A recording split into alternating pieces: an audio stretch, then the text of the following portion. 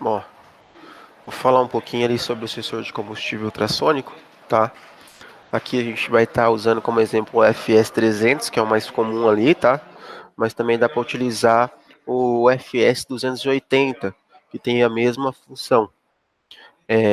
Os dois sensores vão poder ser utilizados tanto no GV300 quanto no GV75, tá? Só tendo ali uma atenção no modo de instalação devido à diferença de cores ali do RX e do TX.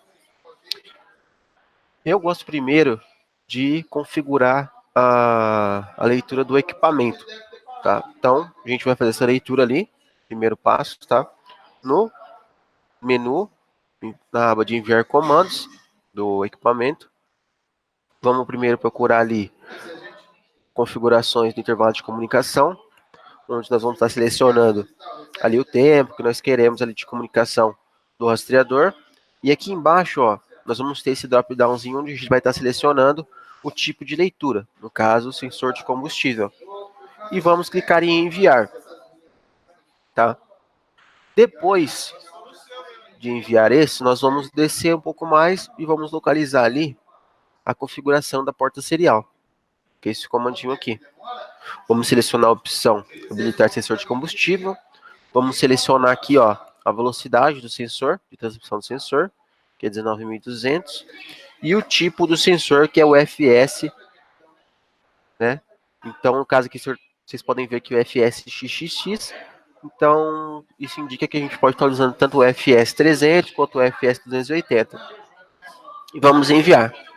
Depois de enviar essa informação, nós vamos entrar no processo de calibração do sensor.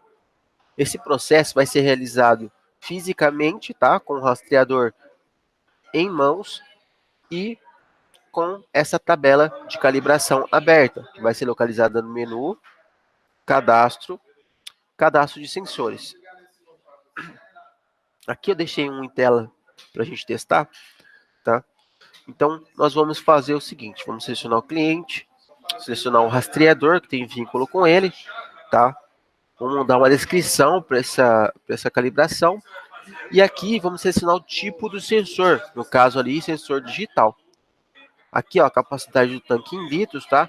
Dependendo da quantidade de litros que nós colocarmos aqui, vai ser exibido aqui embaixo, tá? Uma quantidade de passos que nós vamos ter que cumprir e qual o valor de litros de cada abastecimento que nós vamos ter que realizar para conseguir estar tendo a informação. Aqui no caso aqui, ó, foi usado como exemplo 100 litros. No primeiro passo aqui é zero, sempre vai ser zero, tá? No segundo passo do abastecimento, ele pediu para informar 10 litros, que deu ali no teste em bancada um valor de 2 centímetros, tá? Esse valor aqui é em centímetros. No próximo aqui, vocês podem ver que tem um valor de 20. Isso não significa que no meu próximo passo eu tenho que adicionar mais 20 litros. Aqui indica que se eu adicionei 10, eu tenho que adicionar mais 10, que vão dar um total de 20 litros. Que vão dar 4 centímetros ali e 20% do meu tanque. Então, tá, nós vamos estar acompanhando e passo a passo eles vão informando isso aí.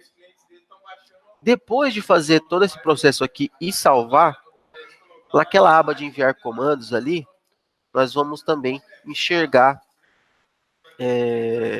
nós vamos enxergar aqui, ó, que vai ser criado aqui um comando com aquelas informações para estar sendo embarcada no rastreador, tá?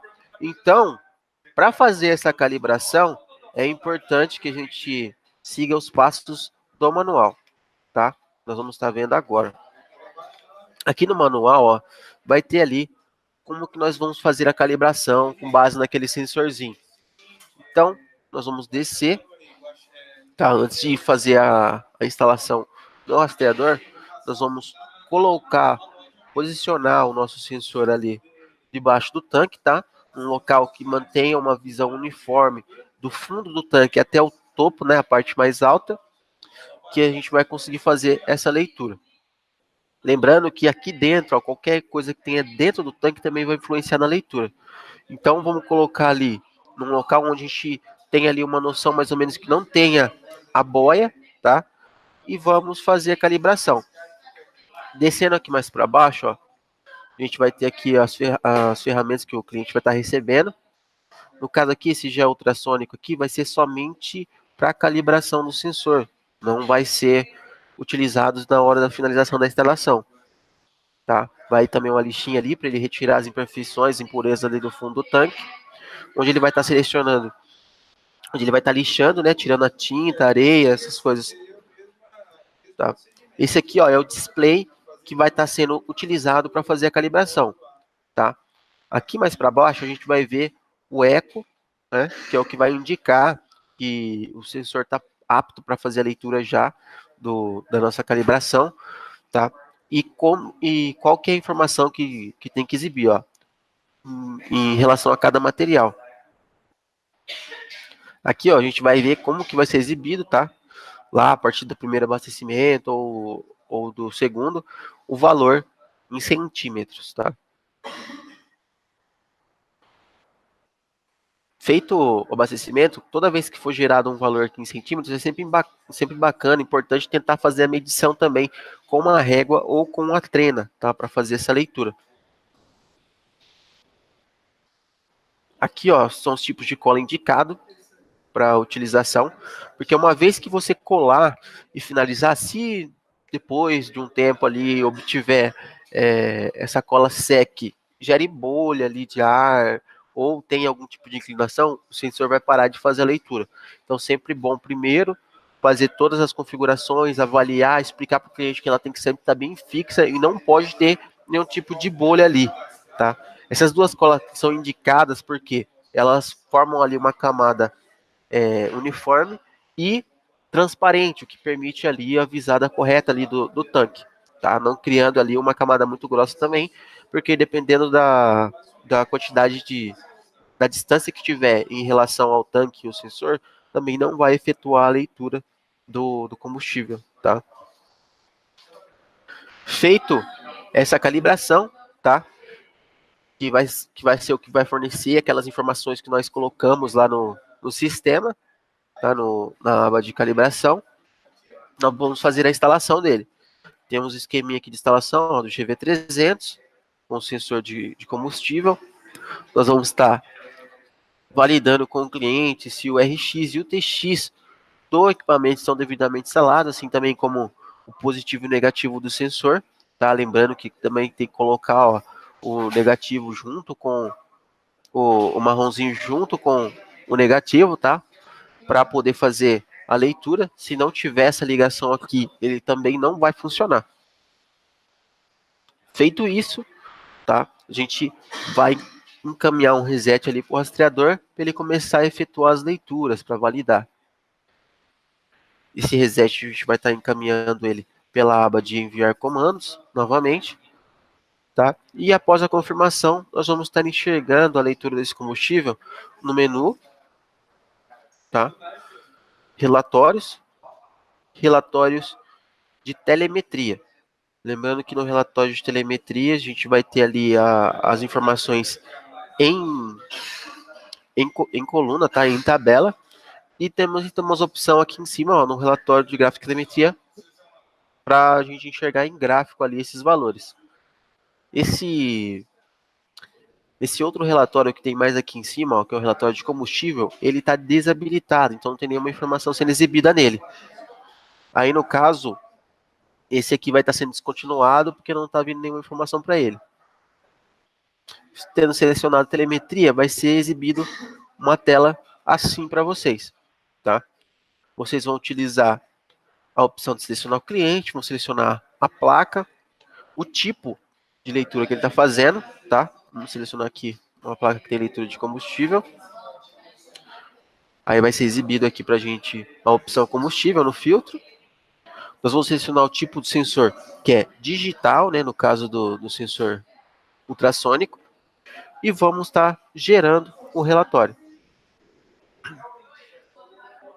Aí aqui vai estar sendo carregado para nós ali em tabela, tá? Todas as informações de leitura que ele fez. A leitura de cada informação vai ser exibida comunicação a comunicação do rastreador. Vamos abrir aqui, ó. Aí aqui embaixo, ó, vai ter a coluna litros, onde vai estar exibindo a quantidade daquele momento de combustível que tem, tá? E assim, nós vamos poder estar enxergando ali. Aqui nós vamos ter a localização. E aqui, ó, no km litro, litros hora, ainda está em processo de ajuste, tá? Essa informação aqui ainda não tá rodando no sistema. Então é normal que ela fique zerada. E se vier trazer alguma informação aqui, não vai ser relevante, pois ainda não está efetuando a leitura. Tá ok? Uma observação que eu também queria deixar aqui para vocês é o seguinte: após efetuar esse processo, estando lendo tudo, se o cliente for efetuar algum tipo de envio de comando de intervalo de comunicação, geralmente vem por padrão desta forma. É sempre importante que ele venha e confirme aqui de novo o sensor de combustível se ele estiver utilizando, porque se ele deixar como desabilitado, vai parar de efetuar a leitura. Aí teria que, no caso, vir aqui e selecionar essa opção novamente. Tá ok? Bom, esses que seriam os pontos que eu queria tratar com vocês. Aí, mais alguma consideração eu deixo ali na descrição.